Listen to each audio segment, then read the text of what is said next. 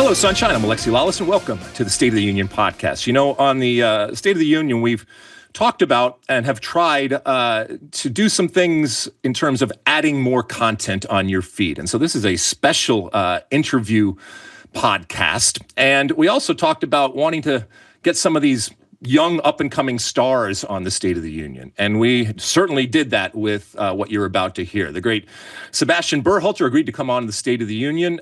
You obviously recognize that name in terms of soccer, and his father, Greg Berhalter, is the coach of the national team. And we talked to him about a lot of different things, not the least of which is how great it is going for him up in Vancouver with the Whitecaps from an MLS perspective. So great from an individual perspective that a lot of people are talking about him as a possible call-up when it comes to this summer. We'll find out about that in a few weeks when the Gold Cup roster is dropped. But without further ado, Sebastian Berhalter.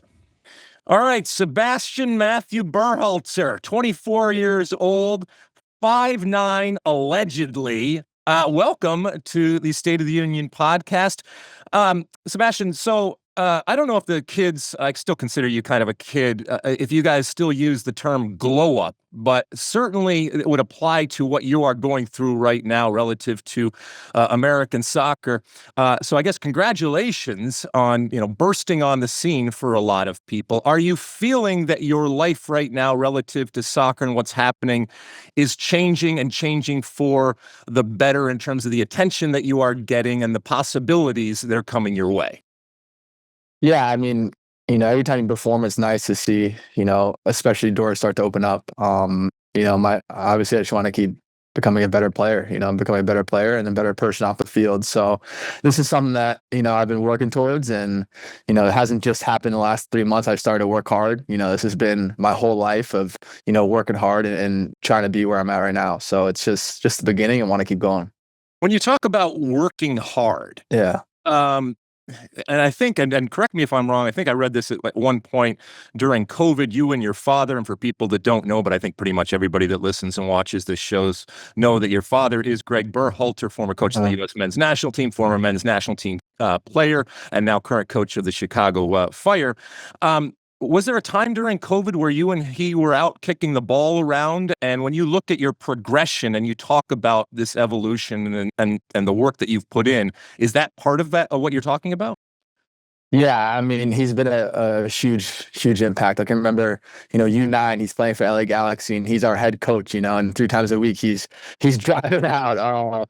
Coaching, he actually drove Max Moore's son too. They're both from the same team, and it was like, looking back on it, to have a player come out and dedicate 3 days a week to coaching U9 kids must have been a nightmare. But yeah, also COVID, another one. COVID was a big turning point for me, where it was we really put the work in, and I just felt confident going into that next season. And like, even to this day, that like I went through that and that I can achieve much more. Well, I mean, obviously you put work in, and Yeah. the soccer, I mean, I look at it, and I hope you appreciate the fact, and maybe you do, maybe I'm sure your father does, that the time that you spent together, there's a value to that, whether it translated into a better soccer player. By the way, you mentioned Joe Max Moore.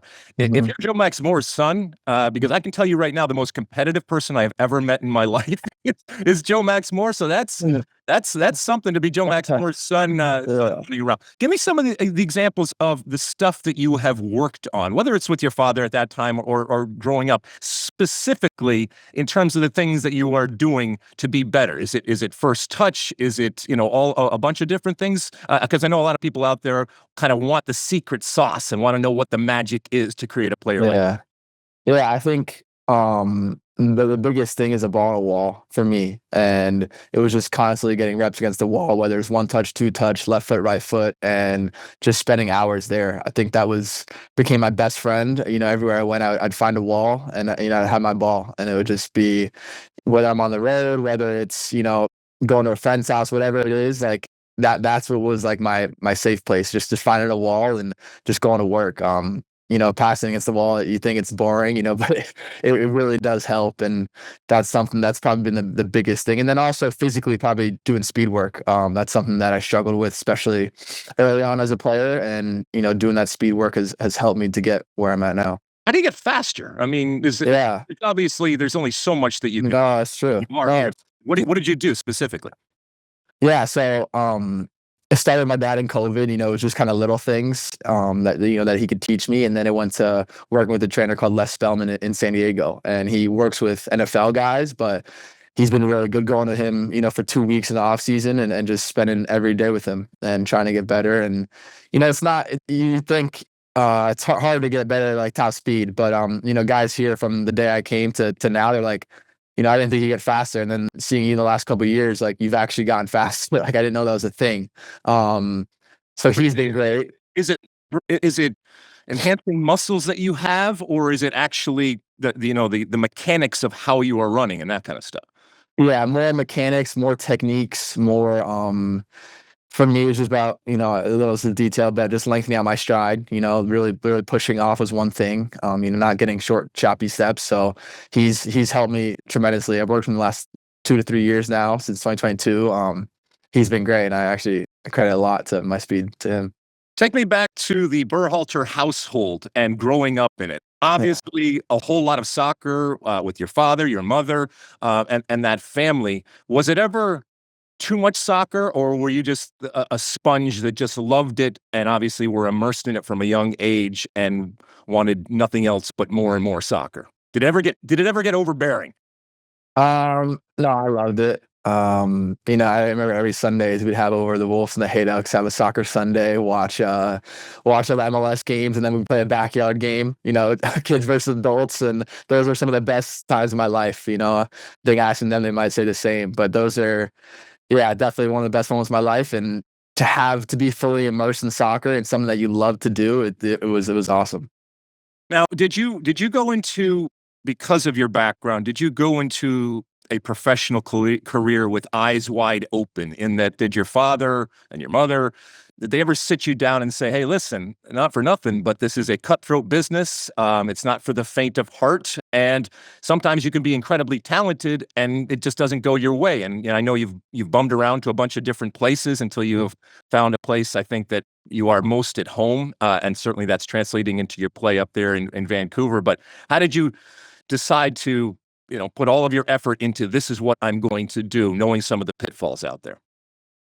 Yeah, I think I was, I can remember like a moment in my life when I was like 13 or 14, and I don't think I had a great game. And I got home and it was like probably late at night.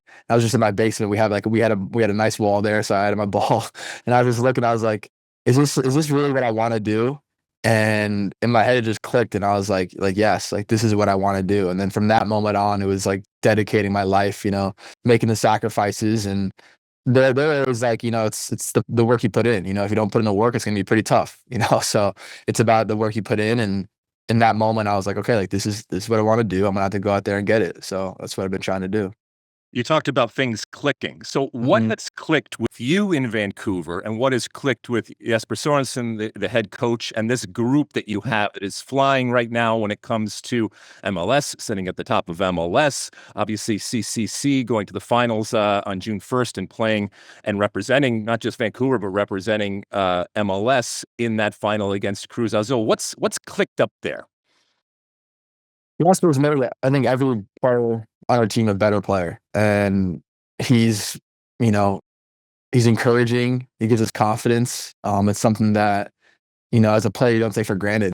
And a lot of guys just want to learn and get better. So having him come in and really set that tone from the beginning that, we're here to make you guys better players. We're here for you. And, the group of guys is a great group of guys. We've had a group of guys for almost 3 years now, I want to say 3 or 4 years, like a solid core group of guys. And everyone gets along and it's a fun place to be. So that mix between Jesper coming in and like improving players and then guys already being close, it kind of is gelled to make a pretty good team. So, we've been watching from afar this run in CCC, in the CONCACAF Champions Cup. And it's been wonderful. It's been inspiring. And it's been great to see the reaction of Vancouver and the Vancouver fans. And so I want to talk about, with you, fandom, because you've grown up watching American soccer, obviously the U.S. men's national team. When you think about fandom in the United States and Canada relative to either a club team or the national team, I've been reading some of your articles, and you have a fondness and a closeness for the activity and the act of being a fan. Even though there's a possibility that you might be representing the U.S. team and so actually on the field, and obviously you're on the field with Vancouver, do you sometimes put yourself in the shoes of the people that are screaming and yelling and painting their faces and going crazy up there when you see them and you see the thousands that come out and are excited about the game and excited about you, excited about this team? Yeah, I think especially Vancouver, before the Miami game, seeing their banner saying like, "You guys allowed us to dream again." That got me a little bit choked up before the game. I was just thinking of, being a fan and being in their position where, they didn't even know if they're going to have a team, so it's, that was probably the biggest moment, especially I think in my career, where I was like, wow, like, this means a lot to our fans. Like, let's go out here and get it done. They've been incredible. They've been, honestly, the last couple of weeks in the city has been an upturn, and, people wearing Whitecaps gear, people excited about the team. Hopefully we just keep growing it. Can I just say that it's an absolute disgrace that you are not going to be able to play in the final because of yellow card accumulation?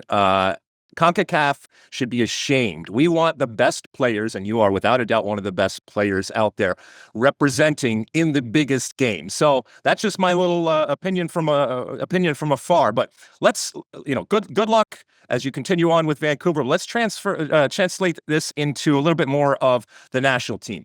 There's a lot of talk right now about you and a possible call-up and you being involved with the national team.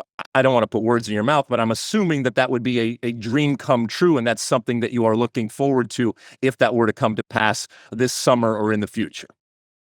Yeah, I mean, I think my whole life, whether I liked it or not, I was a super fan. Going to the World Cup since I was, 1 year old in 2002, and then going to 2006 World Cup as a kid and having those experiences. And then this last World Cup, being there was one of the coolest experiences of my life. Just being around the team and being in Qatar was something special. And, I have a special connection, and it's been my dream since I've been, ever since I could walk, like I have pictures when I was 2, 3 years old in a jersey, and it's something that, I wouldn't take lightly playing for my national team, and it just makes me super proud. Well, look, let's have this be a job interview. Obviously, what you do on the field is the most important, and that's what's going to be assessed by, in this case, Mauricio Pochettino. But if you were selling yourself to Pochettino, I guess more importantly, if you were selling yourself to America to represent the United States going forward, what are some of the things that you would point out in terms of what you can bring? And again, this is not denigrating or criticizing what's going on right now, but you see what this team is right now. And look, we're, basically a year away from the World Cup. So time is ticking right now, and we need to make sure that we have the best possible team. Why would you be an asset to Mauricio Pochettino and this national team going forward? Yeah, I think the coach on the field has decisions to make. Obviously, watching, that's something that, I can only play as good as I can, and then, let him make the decision. I think the passion, the off the field part is something that, I don't take lightly. I think it's, for me, the best country in the world. And I want to keep that going. This should be one of the best soccer nations in the world.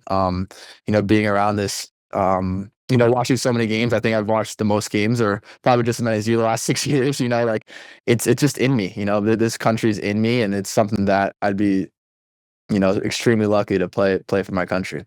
Well, look, as an old guy, it warms the cockles of my old redheaded American heart to hear someone like you talk about that, because it has to be more than just kicking the ball. And so when you talk about, the pride that you would feel and the responsibility when it comes to representing the United States, that's a cool thing to hear. And whether it's you or anybody else out there, we need as much of that as we possibly can. And I'm sure you've talked to your father over the years about that, and not just instilling that, but maintaining that, I think, is part of the job, and a big job when it comes to a national team coach.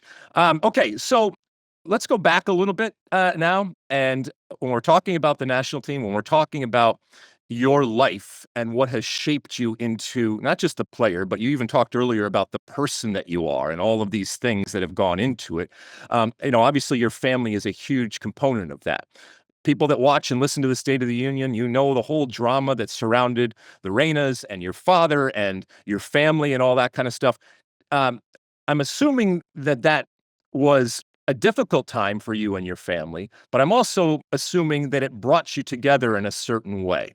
Am I off base with that?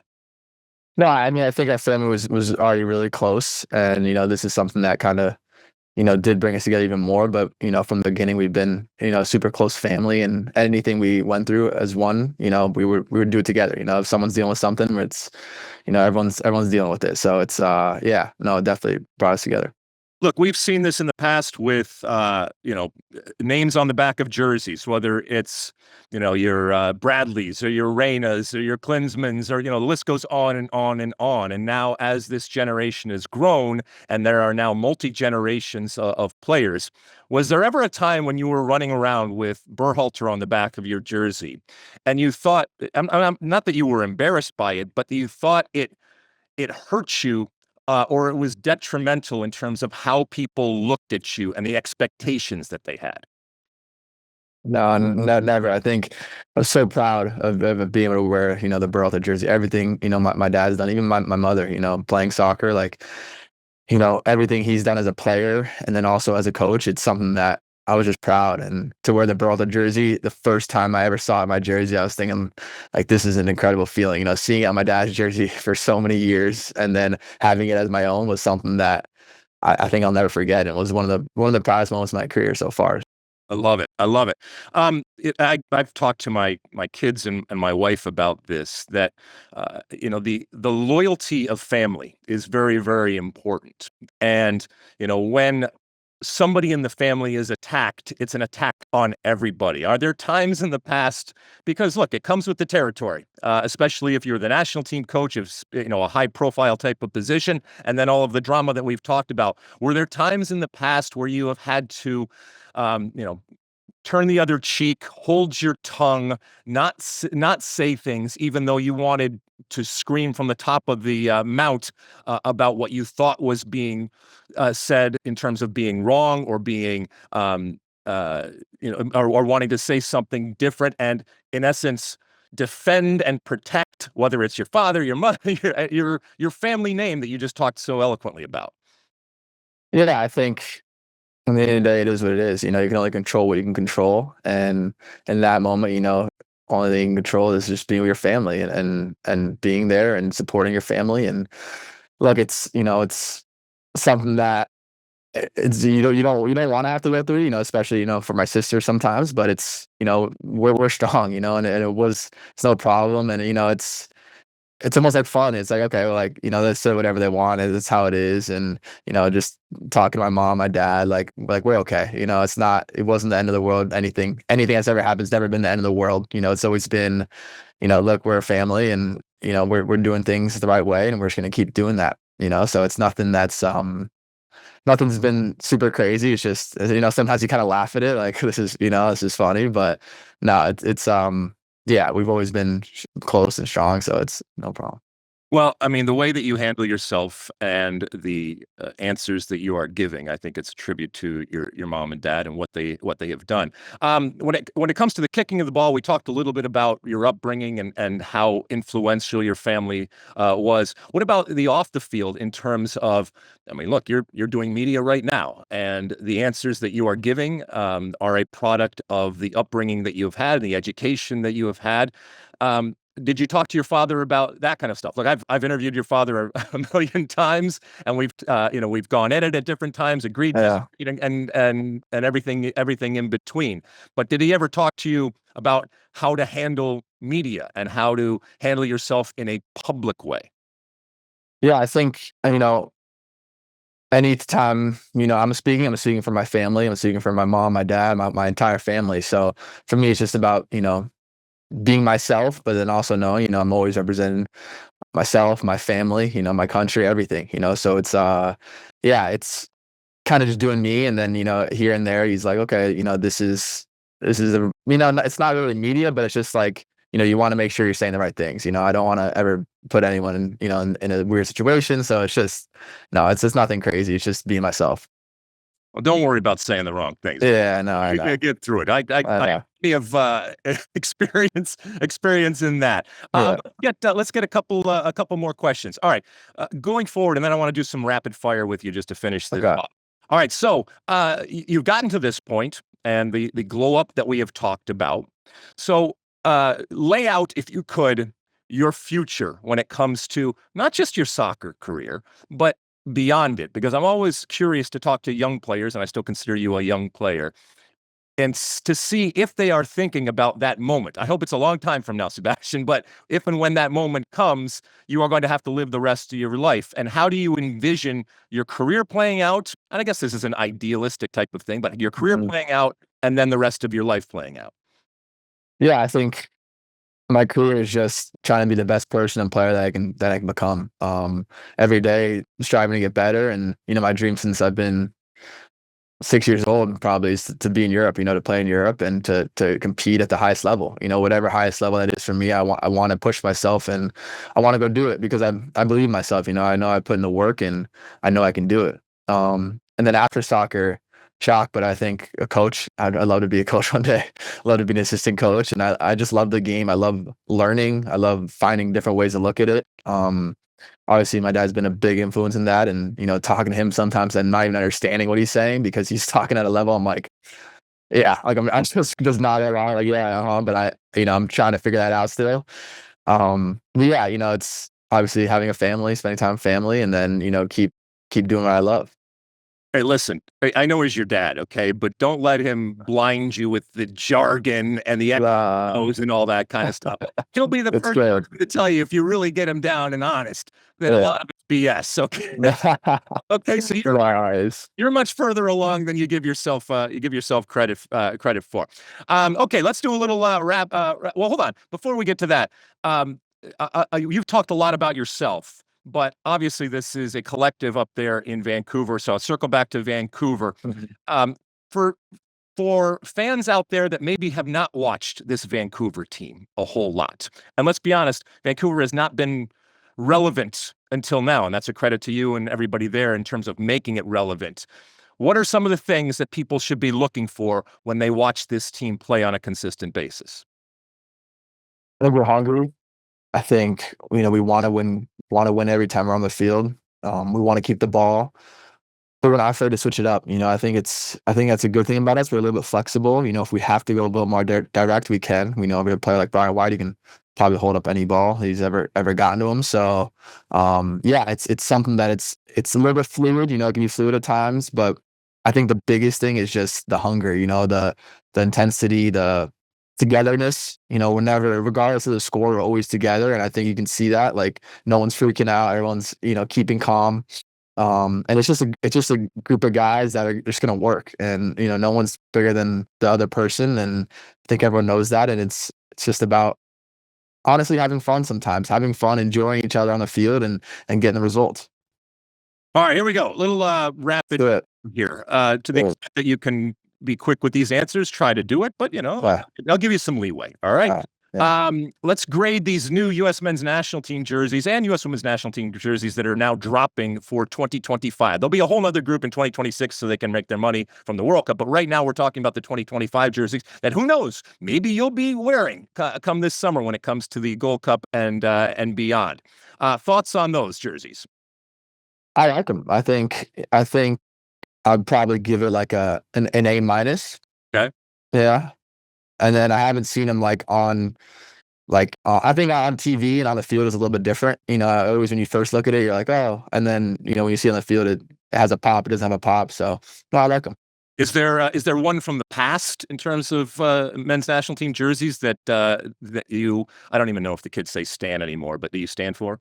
Yeah, I think the dark blue shirts, the old retro logo, the Centenary. Yeah, that just to me that's like classic US. Just like grit and fight. And I don't know, I've seen that badge. It just makes it like even more intimidating.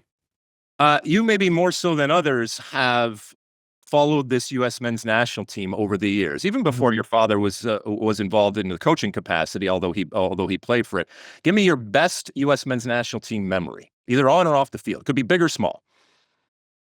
That's a great question. It's a great question.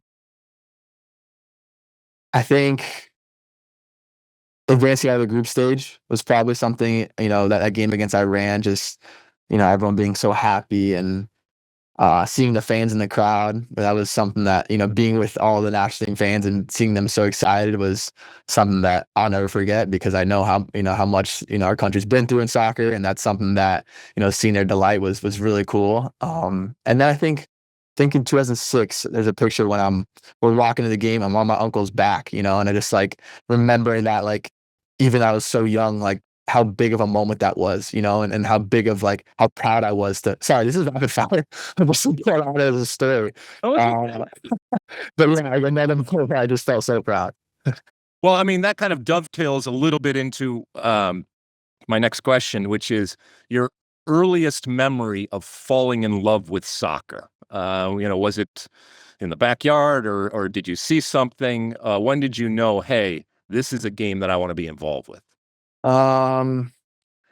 This is probably counterintuitive, but I'd say, being 7, 8 years old and losing to my dad every time and crying and like just wanting to like win the game. And I don't think the sport really mattered, but at that moment I was just so frustrated that I couldn't beat him. And I was like, this is something I need to keep doing, like, how do I beat him? And it just turned into, loving the sport and loving soccer. And I think, it started in that backyard in Germany where it was me and him, my mom, my little sister, and we're just, just fighting it out every day. Obviously he's beating me every single time, never gave me a chance. But yeah, I think that's probably my first memory.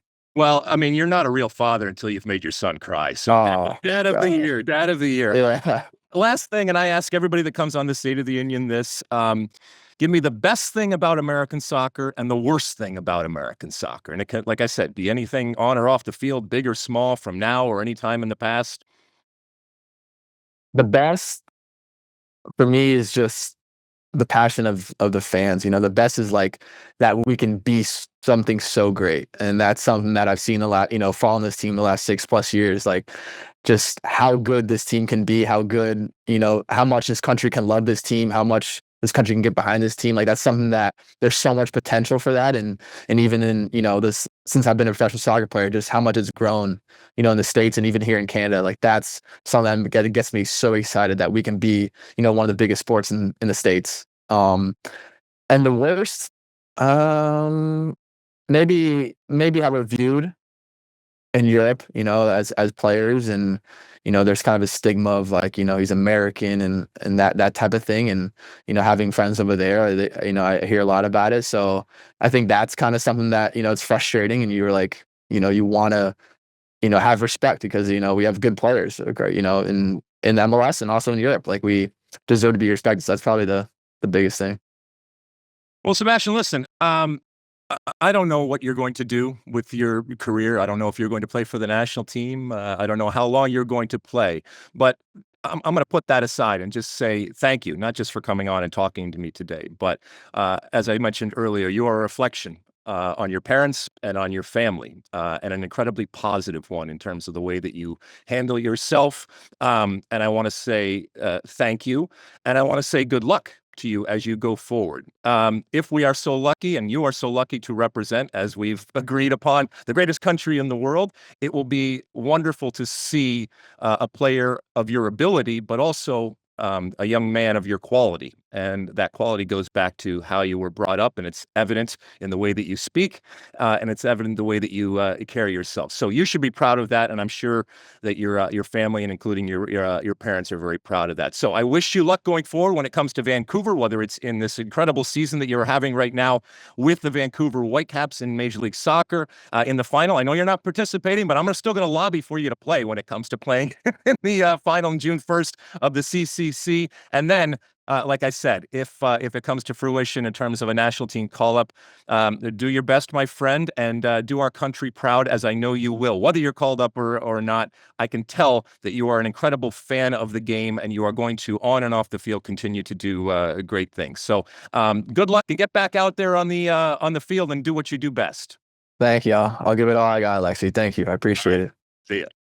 All right, I hope you enjoyed that interview with Sebastian Berhalter, a little bit of added content when it comes to your State of the Union. And I just echo what I said there at the end to him. A really mature and interesting young man, both on and off the field. And I'm really looking forward to see how his career progresses as a player. And then, as he mentioned, beyond that. But, for someone to have been through what that family has been through over the last couple of years, the good, bad, the ups and downs, and to see his attitude and the positive way that he thinks about the opportunities that he has, that's a lesson for all of us out there. So I hope you enjoyed that, and I hope you enjoyed this special interview in your feed of the State of the Union.